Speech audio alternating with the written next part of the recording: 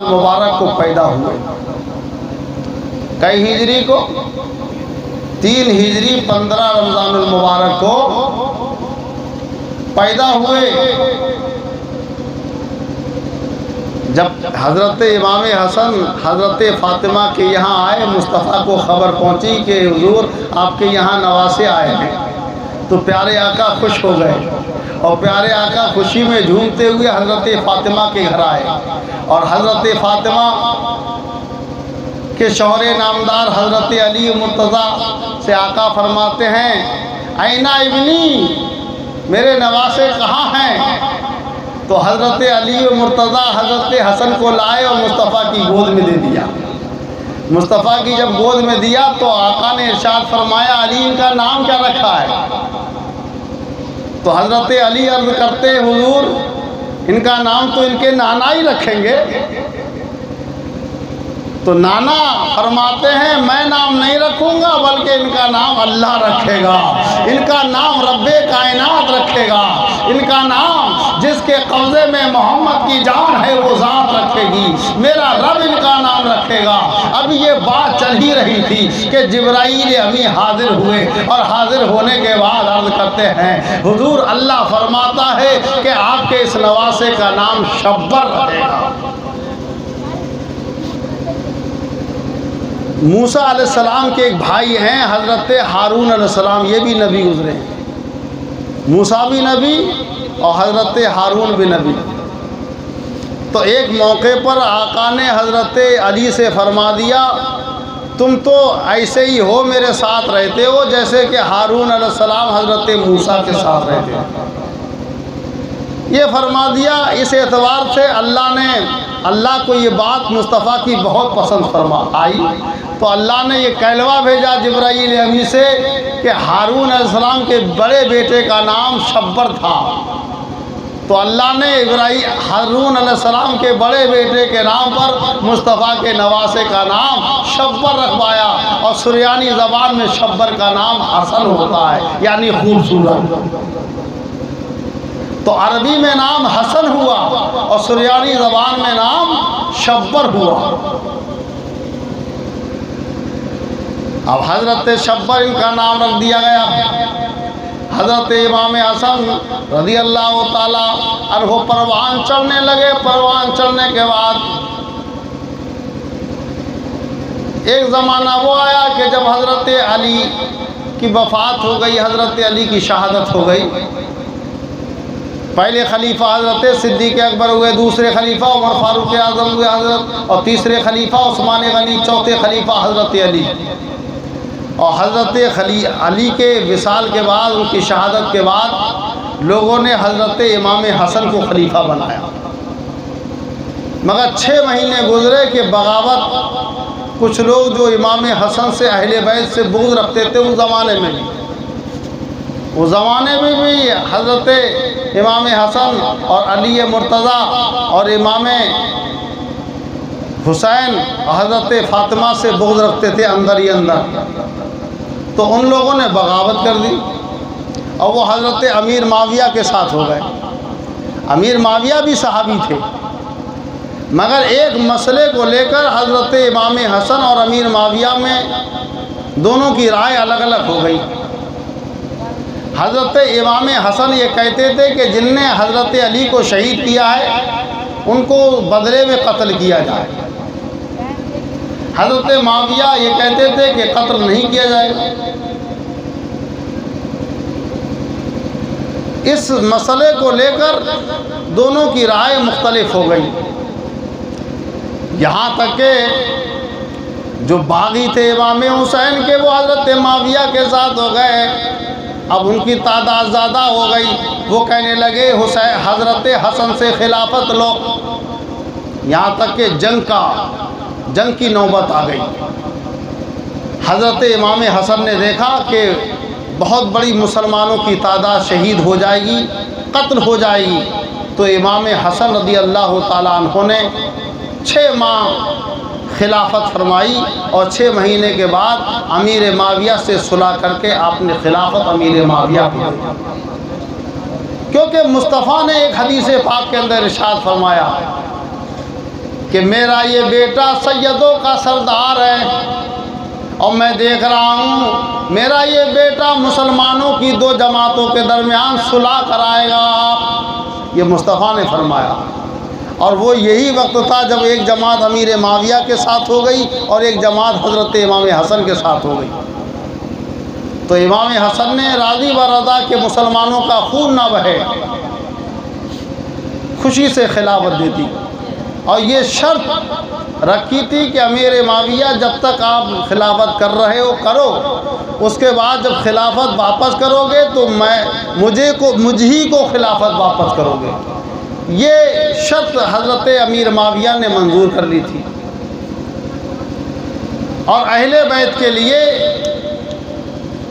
سرکاری خزانے سے ان کا خرچ پورا کرو گے، ایک شرط یہ بھی تھی. یہ بھی امیر معاویہ نے منظور کر لی. مگر کچھ لوگ یہاں پر یہ کہتے ہیں کہ حضرت امام حسن کی جو بیوی تھی جودہ، جیم عین دال ہے، یہ جودہ نام کی تھی. بعض مورخین نے لکھا ہے کہ امیر معاویہ کے کچھ ساتھ والوں نے انہیں چڑھا دیا کہ تم ان کو زہر دے دو، مگر یہ روایت معتبر نہیں ہے، کیونکہ امام حسین اور امام حسن کوئی عظیم شخصیت، کوئی ادنا شخصیت نہیں ہے، بڑی عظیم شخصیت ہے. جو ان کے گھر کے اندر رہے گا اس کے اندر تو یہ گناہ کرنے کی بالکل فہم و گمان بھی نہیں ہو سکتا. اور ایک حدیث پاک میں پیارے آقا نے ارشاد فرمایا، میرے حسن کے بدن سے جو ٹچ ہو جائے گا اس پر جہنم کی آگ حرام ہو جائے گی. میرے حسن کے بدن سے جو ٹچ ہو جائے گا اس پر جہنم کی آگ حرام ہو جائے گی. اب آپ بتائیں، جو حسن کی بیوی ہوں، امام حسن کی بیوی ہوں، تو امام حسن کے بدن سے ضرور ٹچ ہوئی ہوں گی، ضرور ان کے بدن سے لگی ہوں گی. میاں بیویوں کا رشتہ ایسا ہے. تو جب امام حسن کے بدن سے لگی ہوں گی تو جہنم کی آگ ان پر اثر نہیں کر سکتی ہے. اب جب جہنم کی آگ اثر نہیں کر سکتی ہے تو بتاؤ وہ امام حسن کو زہر کیسے دے سکتی ہیں؟ کیونکہ زہر دیں گی تو جو قاتل ہوگا وہ جہنم میں جلے گا. کیونکہ قرآن عظیم کے اندر آیا، من قتل مومنا متعمدا فجزاؤہ جہنم، کہ جس نے کسی ایمان والے کو جان بوجھ کر قتل کیا تو اس کی سزا یہ ہے کہ وہ جہنم میں جلے گا. سمجھ رہے ہو؟ کہ امام حسن کی شہادت پیش کر دیں. تو امام حسن رضی اللہ تعالی عنہ کو جس نے زہر دیا ہے وہ جہنم میں جلے گا. بولو، ضرور جلے گا. اہل بیت کو ستانے والا، ان سے بغض رکھنے والا جہنم میں ضرور جلے گا. تو اگر یہ کہا جائے کہ امام حسن کی بیوی نے زہر دیا تو انہیں جہنم میں جلنا چاہیے. اور آقا نے فرمایا جو میرے نواز حسن کے بدن سے ٹچ ہو جائے گا اسے جہنم کی آگ نہیں جلائے گی. لہذا دونوں روایتیں الگ الگ اپنی جگہ صحیح ہیں. لہذا یہ کہا جائے گا کہ امام حسن کی بیوی نے زہر دیا ہی نہیں تھا. تو کس نے دیا؟ تو امام حسین نے خود اپنے بھائی حضرت حسن سے پوچھا کہ بھائی یہ بتاؤ یہ آپ کو زہر کس نے دیا ہے؟ جب آپ کی حالت بہت بگڑ گئی، آپ کے جگر کے کٹ کٹ کے ٹکڑے جب پلٹی میں باہر آ رہے تھے امام حسن کے، طبیعت بہت دگرگوں ہو گئی تھی. تو اس وقت امام حسین نے پوچھا کہ بھائی جان یہ تو بتا دیجئے کہ آپ کو زہر کس نے دیا ہے؟ تو امام حسن فرماتے ہیں کہ اگر میں یہ بتا دوں کہ زہر فلاں نے دیا ہے تو کیا تم اس کو قتل کرو گے؟ تو امام حسین نے کہا ہاں میں اس کو قتل کروں گا. تو امام حسن نے فرمایا اگر میں جس کو کہہ دوں کہ فلاں نے زہر دیا ہے، اگر وہ سچ ہوا تب تو تم قتل کرو گے تو صحیح ہے، اور اگر وہ غلط ہو گیا، اگر وہ میرا شک اور وہم کی بنیاد پر اگر میں نے کہہ دیا کہ فلاں نے دیا اور اس نے نہیں دیا اور بلا وجہ میں وہ قتل ہو گیا تو تمہارے اوپر بھی گناہ رہے گا اور میرے اوپر بھی گناہ رہے گا۔ اسے میرے بھائی اللہ کے حوالے ہم چھوڑ دیتے ہیں کہ جس نے زہر دیا ہے اللہ جانتا ہے، اللہ خود اس کو بدلہ عطا فرمائے گا۔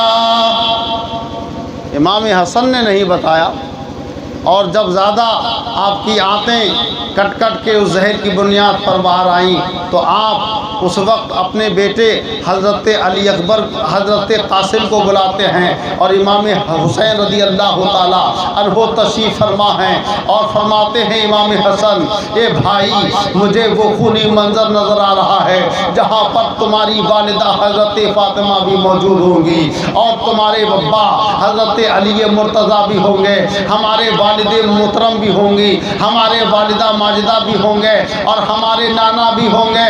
وہ خونی منظر کربلا کا میدان ہے کہ جب تمہارا 6 ماہ کے علی اصغر کے حلقوم میں تیر چھدے گا، تمہارے جوان بیٹے علی اکبر کی لاش پر گھوڑے دوڑائے جائیں گے اور اس وقت بھائی عباس کے بازوؤں کو کاٹا جائے گا، اپنے بھانجے اور محمد کی لاشوں پر گھوڑے دوڑائے جائیں گے۔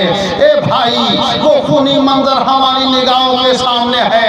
اس وقت جب تم پر یہ وقت آئے گا تو میں اپنے بیٹے قاسم کو تمہارے حوالے کرتا ہوں کہ اس وقت جب یہ گرا وقت آئے، جب یہ کربلا کے میدان میں شہادتوں کا نمبر ایک دوسرے کے بعد لگا ہو، تو اے حسین میں یہ وصیت کرتا ہوں کہ اس وقت میرے بیٹے قاسم کو جنگ میں جانے کی اجازت دینا اور میرے بیٹے کو بھی جام شہادت نہ کرنے دینا۔ یہ وصیت فرمائی تھی امام حسن رضی اللہ تعالیٰ عنہ نے، اور اپنے بیٹے کو ایک تعویذ دیا تھا کہ بیٹا جس وقت بہت بڑی مشکل کا وقت آئے تو یہ تعویذ کھول کے آپ پڑھ لینا۔ حضرت امام حسن رضی اللہ تعالیٰ عنہ کے بیٹے حضرت قاسم رضی اللہ تعالیٰ عنہ نے اس تعویذ کو اپنے گلے میں پہن لیا، اور پہننے کے بعد ابھی بات چل ہی رہی تھی، یہ وصیت کر کے حضرت امام حسن رضی اللہ تعالیٰ عنہ نے ہمیشہ ہمیشہ کے لیے اپنی آنکھوں کو بند کر لیا، اس دنیا سے رخصت ہو گئے۔ انا للہ و انا الیہ راجعون۔ اور ایک وصیت امام حسن نے اور حضرت امام حسین کو کی تھی کہ بھائی میرا جنازہ تیار کرنے کے بعد حضرت عائشہ جو سرکار کی بیوی تھی ان سے یہ کہنا کہ مجھے مصطفیٰ کے روضے کے اندر دفن کرنے کی اجازت دے دے، اگر وہ اجازت دے دے تو مصطفیٰ کے روضے میں مجھے دفن کر دینا، اور نہ دیں اگر مسلمانوں کے درمیان خلفشار پیدا ہو تو مجھے جنت البقیع قبرستان میں میری امی جان کے برابر میں دفن کر دینا۔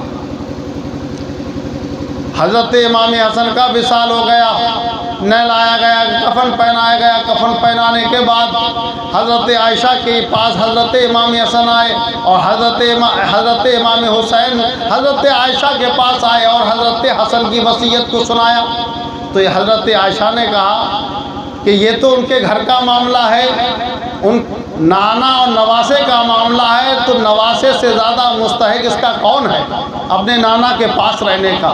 میں خوشی سے اجازت دیتا ہوں۔ مگر دوسرے ایک شخص تھے، انہوں نے اس پر اعتراض کر دیا، اور اعتراض اتنا بڑا کہ ایک جماعت پوری ان کے ساتھ ہو گئی۔ ایک جماعت ان کے ساتھ ہو گئی تو امام حسین نے اس کو برداشت نہیں کیا، کیونکہ امام حسن نے یہ کہا تھا کہ اگر خلفشار ہو تو میری والدہ کے برابر میں مجھے دفن کر دینا۔ تو حضرت امام حسین نے اس وصیت پر عمل کیا اور حضرت حسن کے جنازے کو لے جا کر جنت البقیع قبرستان میں حضرت فاطمہ کے برابر میں دفن کر دیا۔